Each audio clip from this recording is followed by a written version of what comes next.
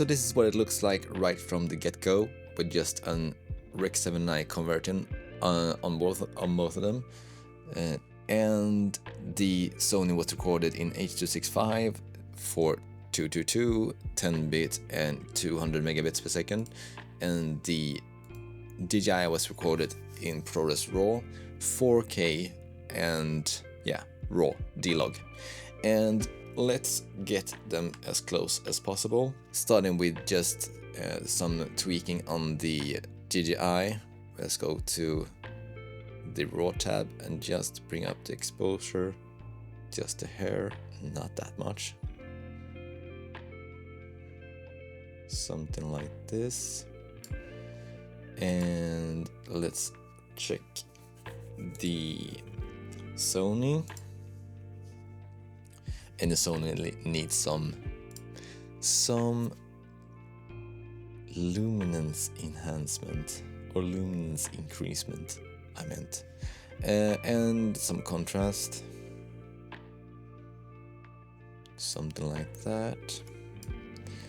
And funny thing, when I come closer to this bar, you see that I lose the dynamic range on the Sony, because it becomes a brick wall that starts to bend here in the top, which is quite interesting. So that's why I will try to keep it below that point, and also bring down the shadows a bit so it's as evenly as possible. Now the exposure is quite similar on both of them, so let's try to get the colors as close as possible too. So we put on a skin tone analyzer, and we can see that we have much more reds in the skin tones on the Sony than compared to the DJI. So let's address that and tweak that a bit and take out some reds, and we want it to be as yellow as possible. How does that look? That looks nice. And go over to the other side and tweak the DJI.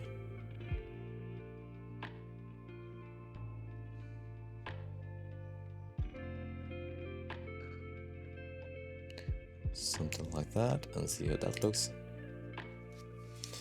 That looks nice. So let's go over to the other side and take off the skin tone analyzer, and something like that. It's not quite even. Some things that I notice is the blacks in the DJI. It's much, to my eyes, is much cleaner and more precise than the Sony's. Let's take a quick look at the close-up of the Rubik's Cube as well. So in log it looks like this, and converted it looks like this, and we can see that we have the classic Sony colors in this Sony picture, and we have a deeper black in the DJI again. Let's increase the values here, but we also have more luminance again in the DJI, so let's address that again with increasing just the highlights and get some contrast, something like that.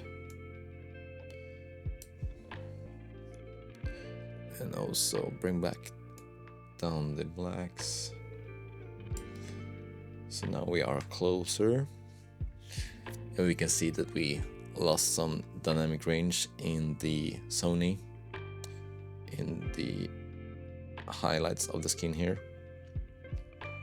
Even though it looks to be safe in the scope, it still is a bit hotter than the DJI.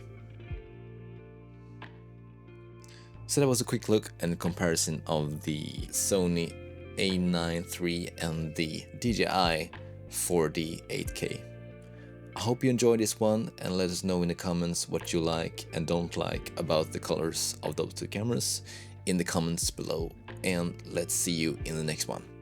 Bye!